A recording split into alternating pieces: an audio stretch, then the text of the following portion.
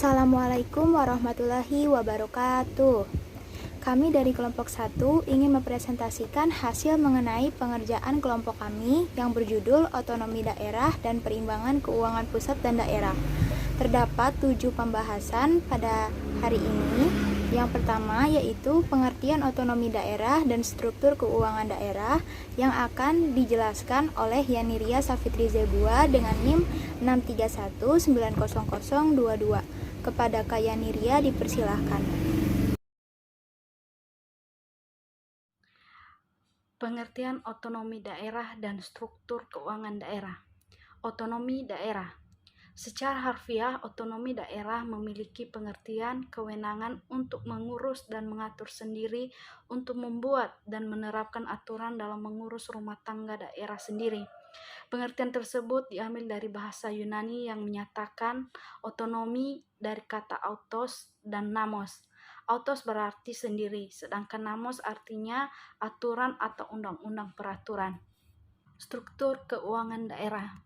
Menurut Peraturan Menteri Dalam Negeri Nomor 13 Tahun 2006 merupakan satu kesatuan yang terdiri dari 1. Pendapatan daerah, 2. Belanja daerah, dan ketiga pembiayaan daerah. 1. Pendapatan daerah. Pendapatan daerah adalah hak daerah yang diakui sebagai penambah nilai kekayaan bersih dalam periode tahun bersangkutan dan tidak perlu dibayar kembali oleh daerah. Pendapatan daerah meliputi penerimaan uang melalui rekening kas umum daerah yang menambah ekuitas dana. Pendapatan daerah meliputi pendapatan asli daerah, dana perimbangan, dan lain-lain pendapatan. Kedua, belanja daerah. Belanja daerah meliputi semua pengeluaran uang dari rekening kas umum daerah yang mengurangi ekuitas dana, yang merupakan kewajiban daerah dalam 1 tahun anggaran yang tidak akan diperoleh pembayarannya kembali oleh daerah. Ketiga, yaitu pembiayaan daerah. Pembiayaan daerah adalah setiap penerimaan yang perlu dibayar kembali dan atau pengeluaran yang akan diterima kembali, baik pada tahun anggaran yang bersangkutan maupun pada tahun anggaran berikutnya. Baik, selanjutnya untuk pembahasan kedua mengenai struktur pendapatan bagian pendapatan asli daerah akan dibacakan oleh saya sendiri, Susilawati, dengan NIM 631900131. Pendapatan asli daerah adalah penerimaan yang diperoleh dari sumber-sumber pendapatan di dalam daerahnya sendiri. Pendapatan ini dipungut berdasarkan peraturan daerah yang sesuai dengan peraturan perundang-undangan yang berlaku di Indonesia. Sumber pendapatan asli daerah ini terdiri dari 4 sumber. Yang pertama, sumbernya itu adalah dari pajak daerah. Menurut Undang-Undang Nomor 34 Tahun 2000, pajak daerah didefinisikan sebagai iuran wajib yang dilakukan oleh orang pribadi atau badan kepada daerah tanpa imbalan langsung yang seimbang yang dapat membiayai penyelenggaraan pemerintah daerah dan pembangunan daerah. Yang kedua, ada retribusi daerah. Retribusi daerah didefinisikan sebagai pungutan terhadap orang atau badan kepada pemerintah daerah dengan konsekuensi pemerintah daerah memberikan jasa pelayanan atau perizinan tertentu yang langsung dapat dirasakan oleh pembayar retribusi. Yang ketiga, hasil perusahaan milik daerah dan hasil pengelolaan kekayaan milik daerah yang dipisahkan. Dalam Undang-Undang Nomor 33 Tahun 2004, jenis pendapatan ini dirinci menurut objek pendapatan, yaitu bagian laba atas penyertaan modal pada perusahaan milik daerah atau BUMD, milik negara atau BUMN, dan yang terakhir perusahaan milik swasta atau kelompok usaha masyarakat. Yang bagian terakhir, lain-lain pendapatan asli daerah sah sebagaimana dimaksud pada ayat 1 huruf D meliputi 1. Hasil penjualan kekayaan daerah yang tidak dipisahkan, 2. Jasa giro, 3. Pendapatan bunga, 4. Keuntungan selisih nilai tukar rupiah terhadap mata uang asing, 5. Komisi, potongan ataupun bentuk lain sebagai akibat dari penjualan atau pengadaan barang dan jasa oleh daerah. Pembahasan ketiga mengenai sumber pendapatan dana perimbangan akan dibacakan oleh Noviana Dewi Arianti dengan NIM 631900054. Kepada Novi dipersilahkan.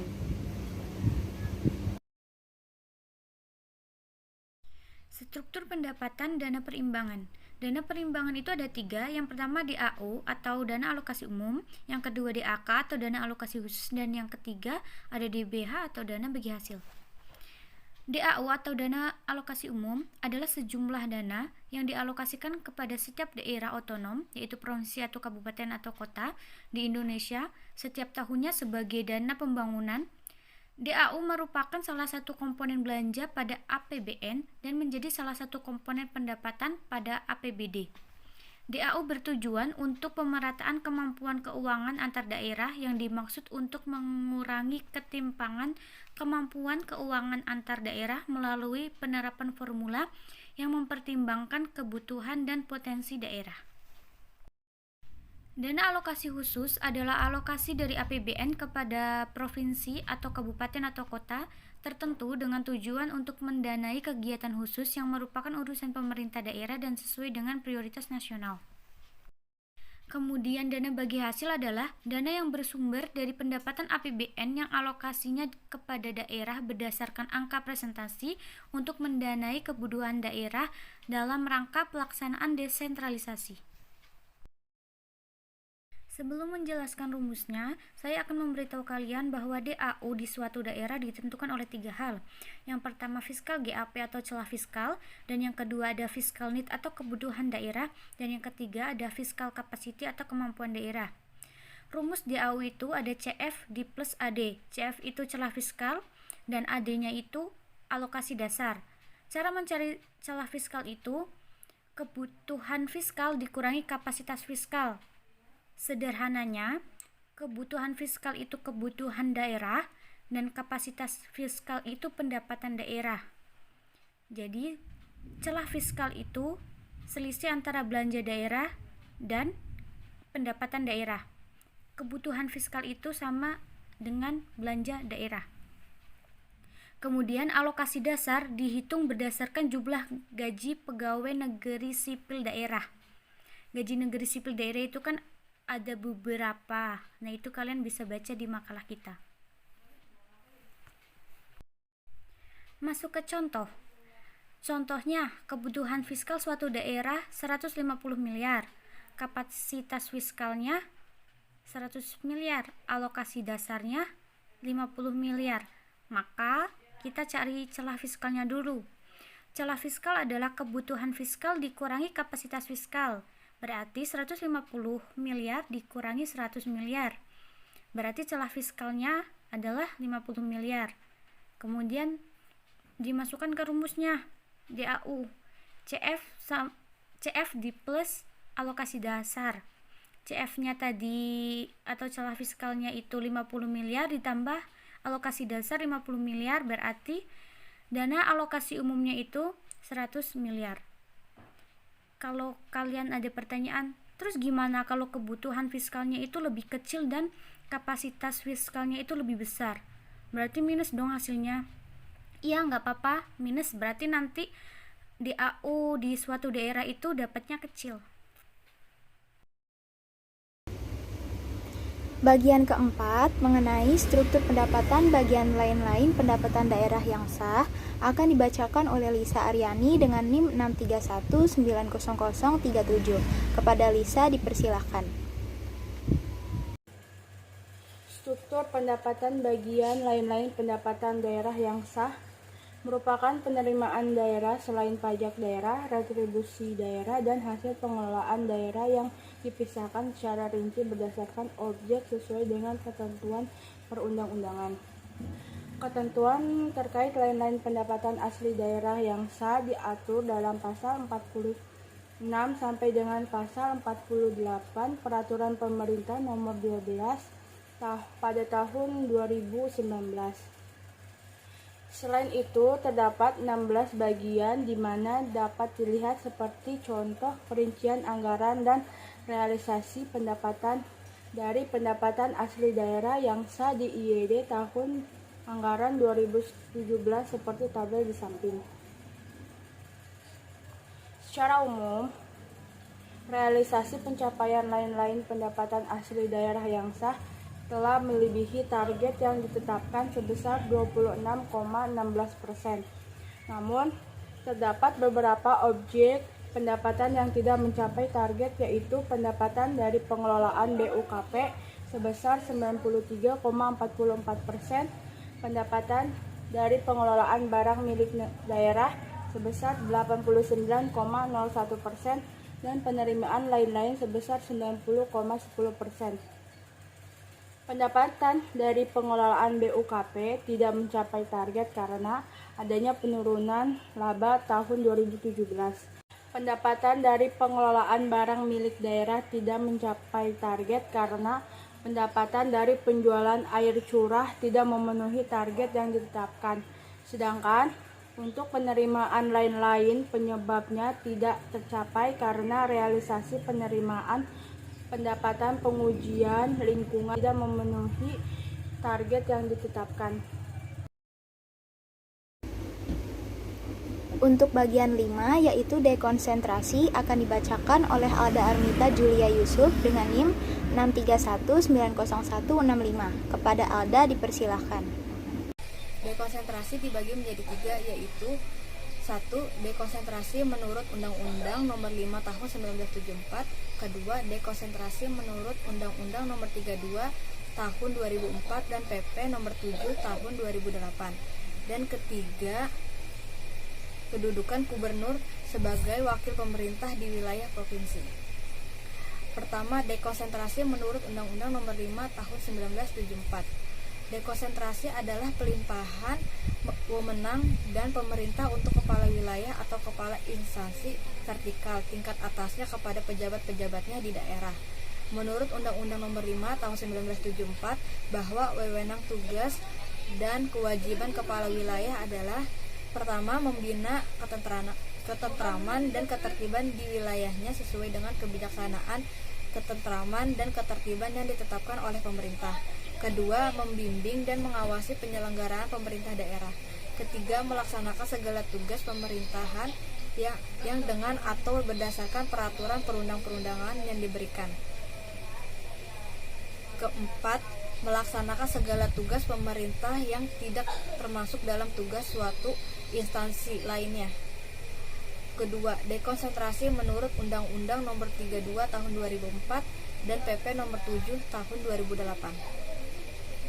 Dekonsentrasi menurut Undang-Undang Nomor 32 Tahun 2004 dan Aturan Pemerintah Nomor 7 Tahun 2008 adalah pelimpahan wewenang pemerintah oleh pemerintah kepada gubernur sebagai wakil pemerintah dan atau kepada instansi vertikal di wilayah tertentu.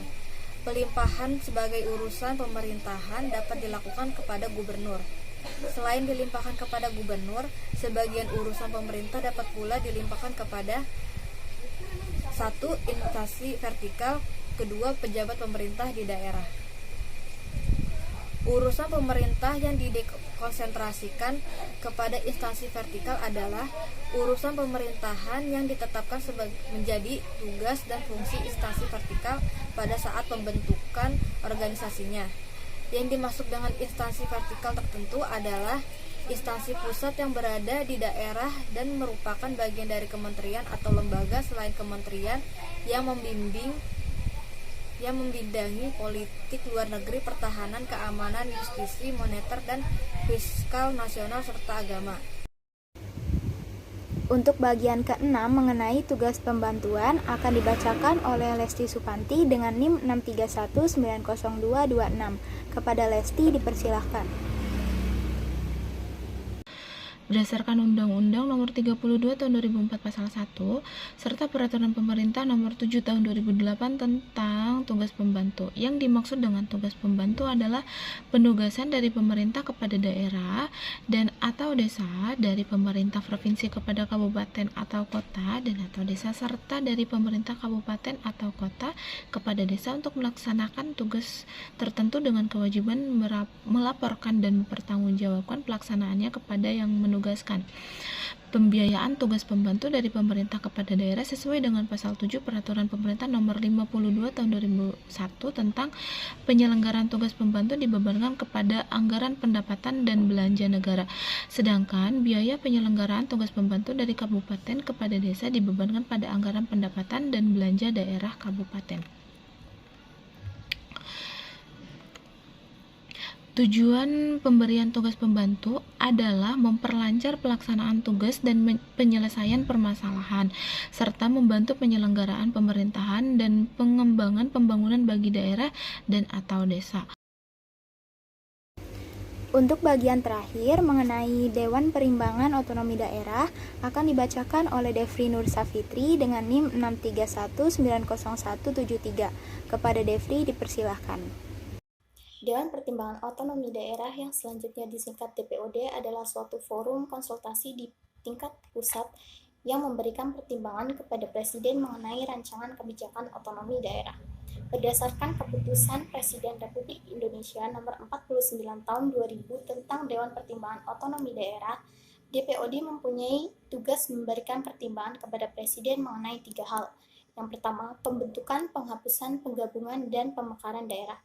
Yang kedua, perimbangan keuangan pusat dan daerah. Yang ketiga, kemampuan daerah kabupaten dan daerah kota untuk melaksanakan kewenangan tertentu sebagaimana dimaksud dalam pasal 11 Undang-Undang Nomor 22 Tahun 1999. Untuk melaksanakan 3 tugas tersebut, DPOD mempunyai fungsi yang pertama, melakukan penelitian terhadap usul pembentukan, penghapusan, penggabungan, dan pemekaran provinsi, kabupaten, dan kota. Yang kedua, memberikan pertimbangan penyusunan kebijakan otonomi daerah dan kebijakan tentang perimbangan keuangan antara pemerintah pusat dan daerah. Yang ketiga, melakukan monitoring dan evaluasi pelaksanaan kebijakan otonomi daerah dan kebijakan perimbangan keuangan antara pemerintah pusat dan daerah. Susunan keanggotaan Dewan Pertimbangan Otonomi Daerah sendiri terdiri dari yang pertama, ketua yaitu Menteri Dalam Negeri yang juga merangkap sebagai anggota. Yang kedua, wakil ada Menteri Keuangan yang juga merangkap sebagai anggota. Juga wakil lainnya adalah Menteri Negara Otonomi Daerah yang juga merangkap sebagai anggota. Serta anggota lainnya terdiri dari Menteri Pertahanan, Menteri Negara Pendayagunaan Aparatur Negara, Sekretaris Negara, perwakilan Asosiasi Pemerintah Daerah, serta wakil-wakil daerah. Untuk membantu tugas Dewan Pertimbangan Otonomi Daerah dibentuk sekretariat yang dipimpin oleh Kepala Sekretariat yang selanjutnya disebut Sekretaris. Berada di bawah dan bertanggung jawab kepada Ketua DPOD, Sekretariat mempunyai tugas menyiapkan bahan penyusunan kebijakan otonomi daerah dan perimbangan keuangan antara pemerintah pusat dan daerah, serta memberikan pelayanan teknis administrasi pelaksanaan tugas DPOD.